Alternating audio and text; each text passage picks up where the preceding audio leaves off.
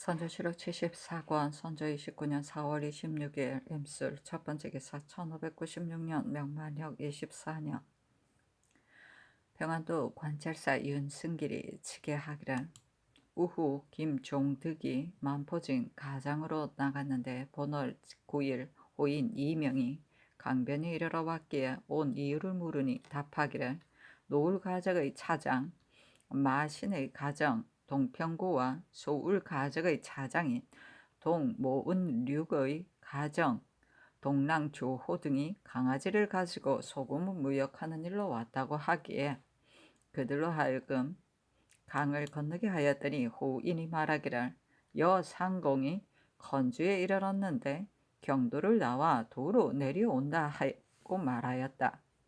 통사 하세국도 또한 수행하였는데 이 두 사람은 지금 어느 곳에 있는가? 전일에 추운 겨울에 눈이 막혔어도 거리지 않고 왕래하였는데 그일에는 전혀 소식이 없으니 우리 장수와 약속한 일을 어떻게 하고 있는지 모르겠다. 여상공과 하세국 등이 서로 통한 말을 우리가 전해 보고해야 한다. 마신과 모운류 중에서 반드시 사신이 나오게 될 것이다 하였습니다. 이에 답하기를 여상공은 나왔다가 곧바로 호유격을 만나는 일로 올라갔는데 지금은 어느 곳에 있는지 알 수 없다. 그리고 하세국은 중간에서 병을 얻어 달이 넘도록 회차하지 못하다가 지금에서야 혹 유격이 보낸 바로 하세국은 다만 따라갔을 뿐 보낸 이유에 대해서는 세국은 알지 못한다. 진군관이 들어간 일은 마신등이 돌아온 후 너희 노추가 여상공의 거취를 알고자 하므로 우리 진장이 기순한 것을 가상히 여기어 여상공이 내려온 이유를 알린 것일 뿐이요. 상공이 들어감에 이르러서는 다만 우리나라 사람을 거느리고 갔을 뿐이요. 우리나라가 보낸 것이 아니다. 상공과 약속한 것이 또한 무슨 일인지는 모르겠으나 너는 곧 노추의 하인인데 노호와 상공이 서로 약속한 일을 안단 말인가 하니 그는 알지 못한다고 하였습니다. 다시 말하기를 너가 노추가 약속한 것을 알지 못하는데 내가 어찌 상공이 하는 일을 알겠는가 하니 호인이 대답하기를 이 말은 과연 그렇다. 그렇다 마신등이 무슨 일로 나왔겠는가 하고 또 하세국을 보고자 하기에 즉시 불러 보였더니 그들은 너의 얼굴이 전만 못하니 신병이 있었던 것이 분명하다 하였습니다. 호인의 말은 차장이 보냈다고 하나 실은 노호가 보낸 것입니다. 만약 여진, 역학, 훈도, 방응두와 향통사, 나세홍이 아니면 온갖 관계된 문답을 통정하기 어려울 것 같습니다. 동평고가 와서 상공의 거처를 묻고 또 마신으로 하여금 나와서 문견하게 하고자 하니 그 흉모의 소지를 실로 헤아리기 어렵습니다. 6월 내에 회유하는 일을 만약 혹시라도 그 시기를 읽게 되면 반드시 후환이 있을 것입니다 하였는데 비변사에 게하하였다. 선조실록 74권 선조 29년 4월 26일 임술 두 번째 기사 상이 중국에 주문하였는데 그 글은 다음과 같다. 조선국왕은 삼가 긴절히 전할 소식이 있어 주문합니다. 배신 도우치찰사 이원익이 치게하기를 정사의 안후를 살피는 배신 김수가 경주부에 있으면서 급보한 것에 의하면 4월 4일 유시에 정사의 수행 통사 남호정이 부산으로부터 본부에 달려와 하는 말이 정사가 본월 3일 이경에 부산에서 외영을 탈출하였는데 소위는 영내에 있다가 새벽에야 비로소 알아차리고 황급히 따라 나와 양산에서 도망쳐 왔다고 한다 하였다 하였습니다. 또 본월 13일 진시에 흠차 책봉 일본 부사 오군영 우부장 좌군 도독부서 도독첨사 양방형의 자문에 의하면 성류를 공경히 봉행하는 일이다. 요즘 부산 진영의 외정을 귀국은 정탐자에 의해 필시 다 알고 있으리라고 사료된다. 지난번 정사가 그릇 헛소문에 현혹되어 4월 3일 밤에 도주하였다. 이에 외장, 사고, 안문 등이 곧바로 뒤쫓을 것을 청해왔으나 본부는 외인의 무리가 귀국 지경에 깊이 들어가 다른 환란을 일으킬까 염려되어 고통사 임소조로 하여금 외장 의지 등을 회유하여 뒤쫓고자 하는 사고, 안문 등을 철회하게 하였는데, 요즘 외인의 무리는 금인을 수장하고 있음을 알고 모두 안정하고 있다. 그러나 본부가 볼 때 정사는 귀척 원훈으로 황명을 띠고 왔으므로 원근이 장쾌히 보고 깃발이 향하는 곳에 산악이 진동하니 실로 거동됨이 관계가 적지 않다. 그런데 이제 하루아침에 혼련이 떠나므로 그 소문이 도로에 전파되어 남의 이목을 놀라게 하였으니 귀국 또한 필시 정사의 탈출은 분명한 견해가 있어서이지 까닭없이 멋대로 떠난 것은 아닐 것이라고 생각했을 것이다. 피차 의심하여 흔단이 열렸으니 어떻게 이 봉전을 성취할 수 있겠는가? 본부가 몸소 영내에 있으면서 외정을 깊이 알지는 못하나 변동이 있지 않는 데에 대해서는 사람마다 목격한 것이다. 이에 기국에 자문을 보내니 의당 깊이 생각하고 신중히 조처하여 멀리 살피고 정밀히 탐지해서 와언에 현혹되어 경솔히 거동함으로써 대사를 그르치게 하지 말라.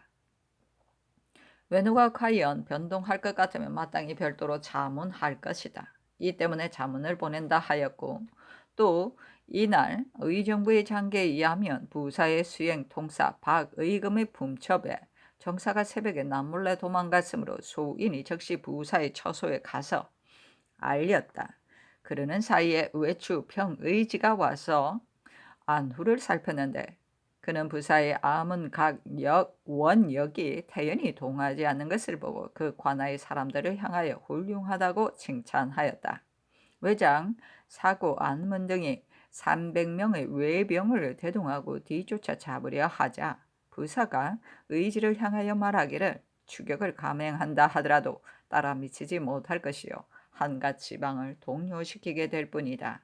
내가 적절히 처리할 것이니 경동하지 말라 하니 의지가 그 말에 따라 즉시 뒤쫓은 무리를 외인을 철회시켰다. 그리고 나서 부사가 정사의 관가인 노예영 및 관아의 상공 주자 그리고 장관, 선봉 등 이 400여 명 앞에서 나아가 모두 위로하여 안심시키니 그들은 모두 감격해 울었다. 부사는 이어 소인을 향하여 말하기를 정사가 외영을 도망쳤으니 너희 나라는 필시 경동하여 망령대의 병마를 일으킬까 염려된다. 너는 이 뜻을 가지고 속히 사후 배신에게 전보하여 그로 하여금 국왕에게 알려 함부로 경동하지 말게 하라고 하였다 합니다. 앞서 본년 3월 중에 신이 덕교 등 진영의 외병 철수와 두모 등 진영의 외추 주둔 연유 및 책봉의 임무를 띈 정사 부사가 외영의 진주한 절차와 유격 16경이 자문하여 수행 배신을 요구한 사실 및 평행장, 현소 등이 16경과 함께 먼저 바다를 건넌 등의 사정을 세세히 조사해 살펴서 주본에 갖추어 배신, 호조 참판, 구성을 차송하여 밤낮을 가르지 않고 주본을 받들고 달려가게 하였습니다. 지금 앞서에 접한 사실을 신이 살펴보니 정사가 부선을 탈출해 떠남으로 일이 몹시 황급하게 되었으며 또 무슨 연유인지 알 수 없습니다. 다행히 부사가 있어 상황에 따라 적절히 조처하면서 외중을 효유하여 뒤쫓지 못하게 하고 이어 남겨두고 간 봉인을 거두어 사사를 담당하고 있습니다. 살피건대 속국의 적과 서로 대치한 것이 지금까지 5년이나 되는데 오늘날까지 보존해 있게 된 것은 모두가 다방면으로 구제해 주신 천주의 지극한 은택입니다. 책봉사가 나와 회유를 편 이후부터 연해에 흩어져 주둔해 있던 외적이 점차 철회하고 있으며 머물러 있는 나머지 외적도 16역이 돌아오기를 기다려 다 철수하겠다고 합니다. 교활한 그들의 말을 참으로 믿을 수는 없지만 소국은 잔패가 극심하여 스스로 떨쳐 일어날 힘이 없기 때문에 오직 황령에 의지하여 날로 적이 물러가기를 기대하면서 여신을 수습하여 후일의 승리를 도모하고자 하였습니다. 그런데 뜻밖의 일이 지연되어 세월이 많이 지나므로 걱정이 되었는데 이러한 때에 정사가 외영을 탈출하여 갑자기 돌아왔습니다. 비록 부사가 그 중에 있어 믿고 따르는 바가 있으나 외정이 반복스러우니 종말을 보장하기 어렵습니다. 만일 흔단이 다시 열려 흉한 칼날을 재차 휘두르면 소국의 존망은 순식간에 결말이 날 것입니다. 신은 실로 걱정스러워 어찌할 바를 모르겠기에 삼가 주문을 갖추어 올립니다.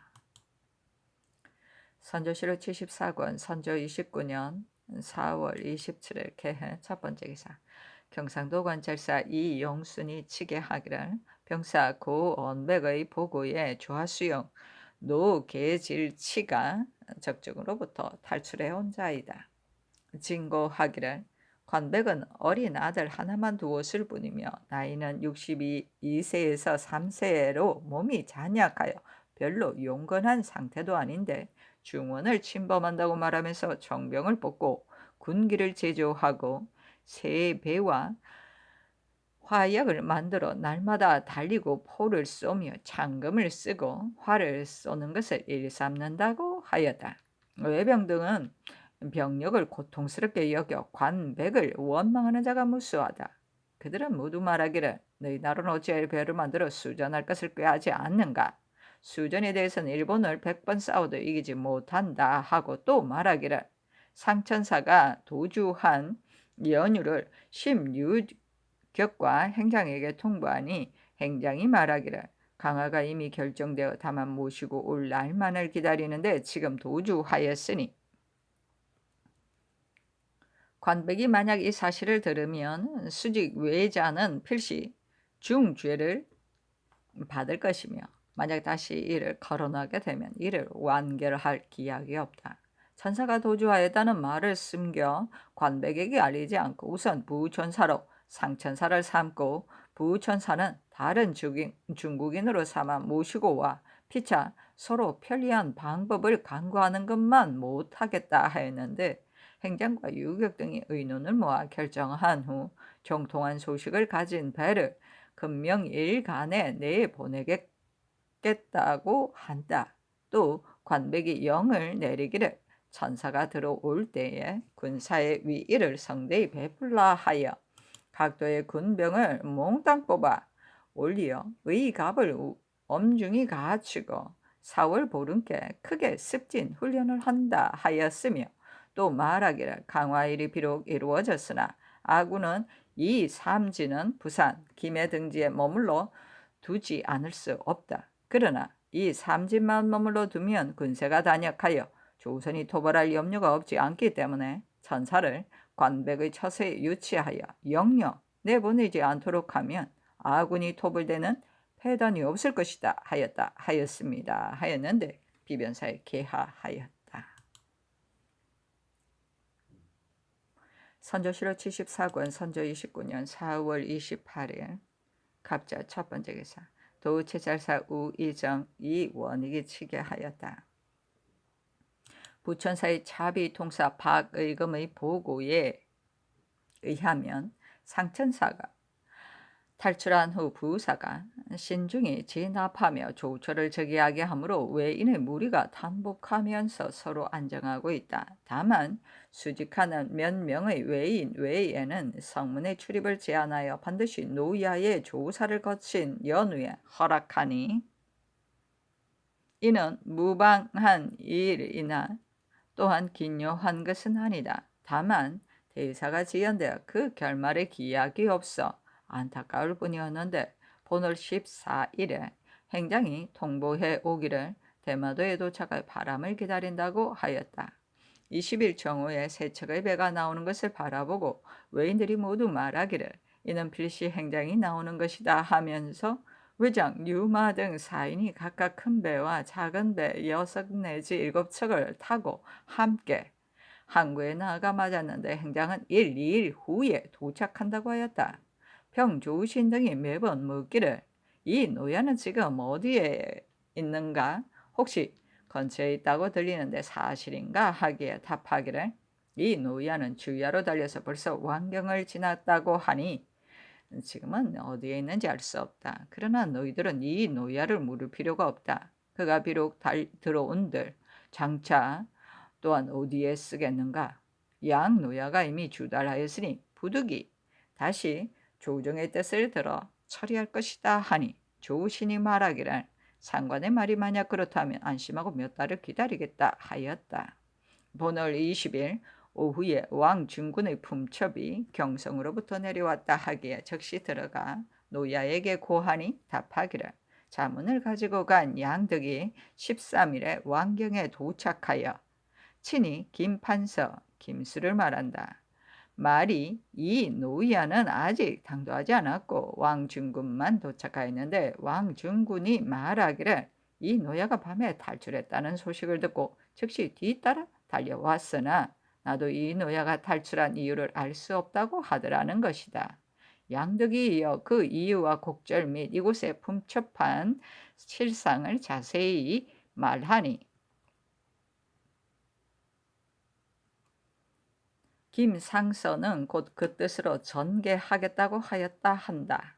고 하고 또 말하기를 오늘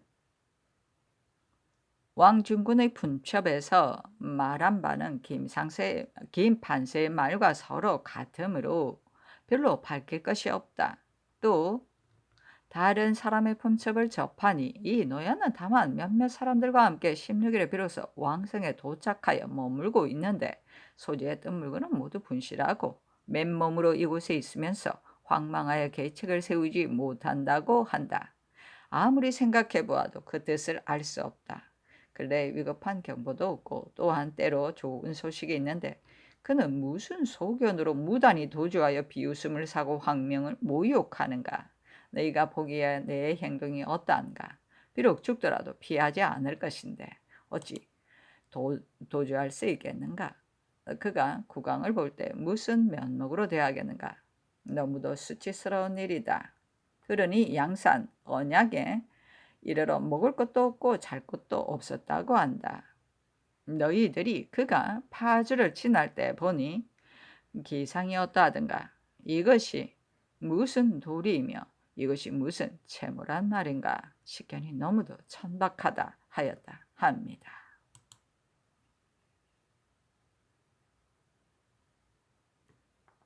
선조실록 74권 선조 29년 4월 28일 갑자 두 번째 기사. 정숙하를 승정원 좌승지에 정곽적을 우승지에 이광정을 좌부 승지에 윤단무를 우부 승지에 기자헌을 병조 참지에 조정을 시강원 필선에 윤경립을 검상에 제수하다.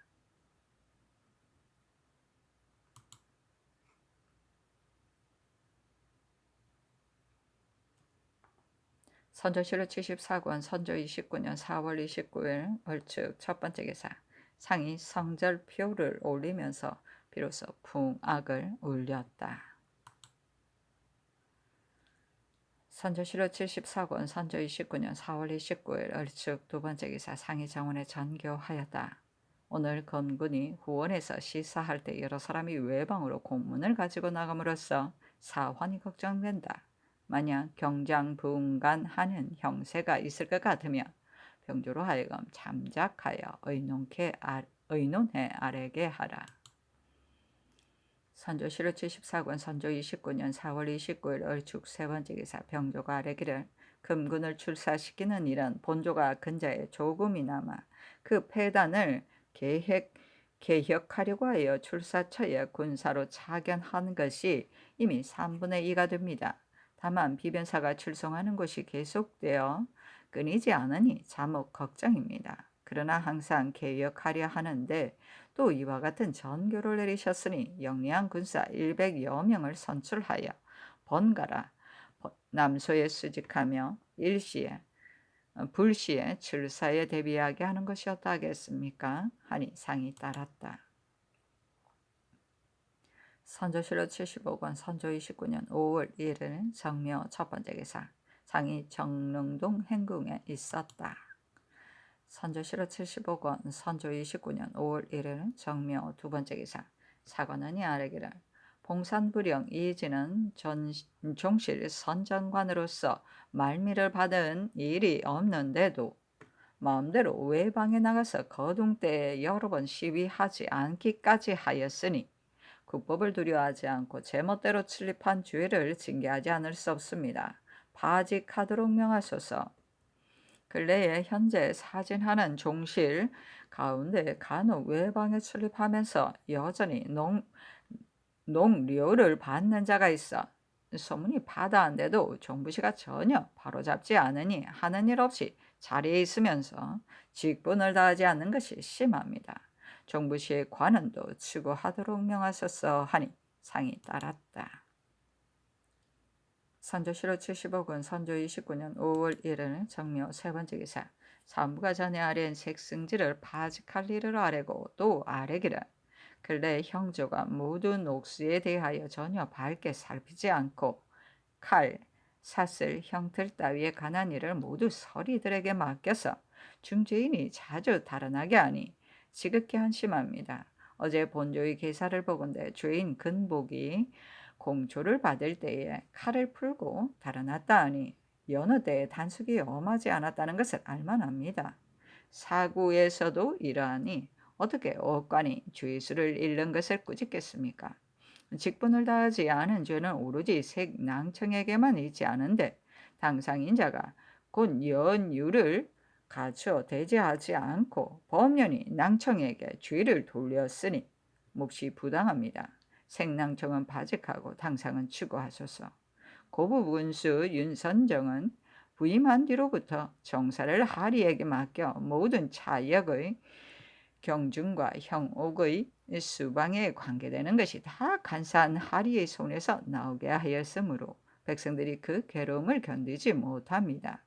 또 지경 안에 제형을 붙여 살리고 관고의 물건을 버젓이 날라다 두며 군비와 몰래 간통까지 하여 끊임없이 방자함으로 무리가 퍼진 지 오래입니다. 그러나 요로를 잘 섬김으로 이제까지 보존할 수 있었습니다.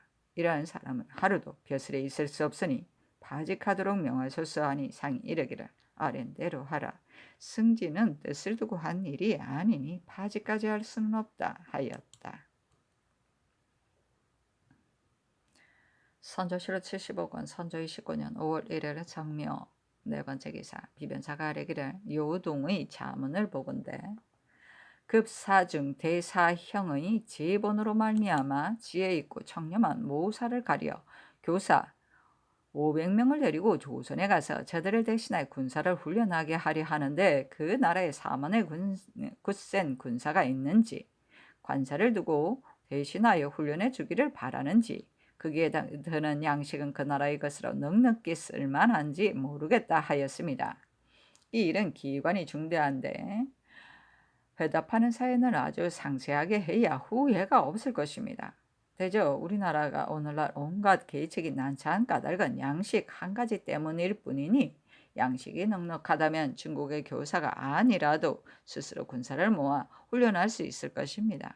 지난날 호대수가 100여 명을 거느리고 머무른 지 오래지 않았는데도 사방의 백성이 다 이에 신물이 나서 그이 지탱할 수 없었으니 지금 뽑았다는 500명의 교사와 지혜롭고 청렴한 모사라는 자가 호대수와 같은 무리라면 고혈을 다 하더라도 다시 지탱할 도리가 없을 것입니다.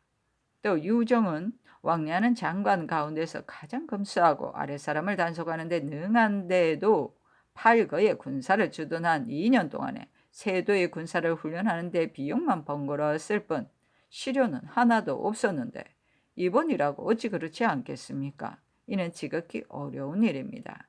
그러나 회답하는 사연은 그 구제해 준 은혜에 먼저 감사하고서 본국의 사정을 상세히 진술하되 본국은 땅이 메말라서 생활할 도리가 적은데 이제 병화 끝에 공사의 저축이 다하여 계산년, 가보년 사이에 사람이 사람을 잡아먹고 죽은 자가 태반인데다가 저기 문정을 점거하여 정력이 아직 그치지 않았으므로 경상좌도, 경상우도로부터 한산의 주사까지 거의 다 한 해가 지나도록 주둔하였기 때문에 내지의 곡식을 날라서 군량으로 삼아 겨우겨우 되어 가느라 이따금 떨어지기도 하였다.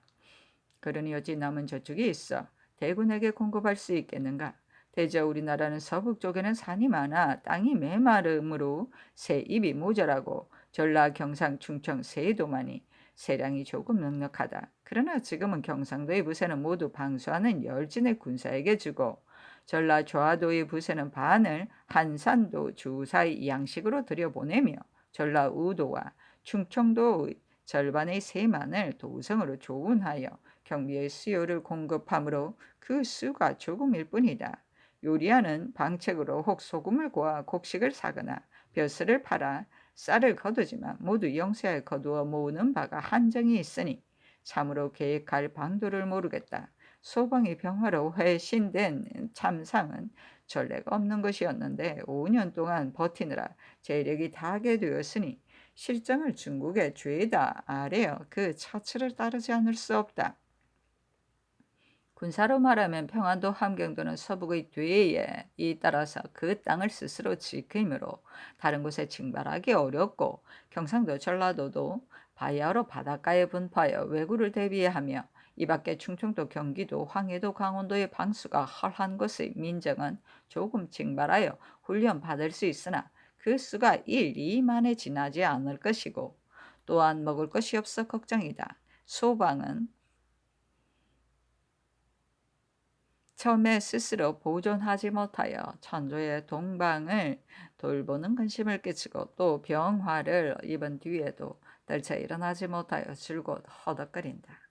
천조에서 협려하여 보존해준 은혜가 이토록 지극하여도 사세가 궁박한 것이 또 이러하니 오직 바라건대 다시 좋은 방책을 생각하여 혹 양식을 더 보내고 또 여러 가지 길을 터서 알맞게 처치하여 거의 죽게 된 백성들의 목숨을 늘려서 황조에서 끝내 살려주는 덕을 받게 하면 더없이 다행이겠다라는 뜻으로 승문원을 시켜 곡진하게 사연을 만들어 바삐 회자를 마련하여 이를 아는 통사에게 주어 가게 하는 것이었다 하겠습니까? 하니 상이 따랐다.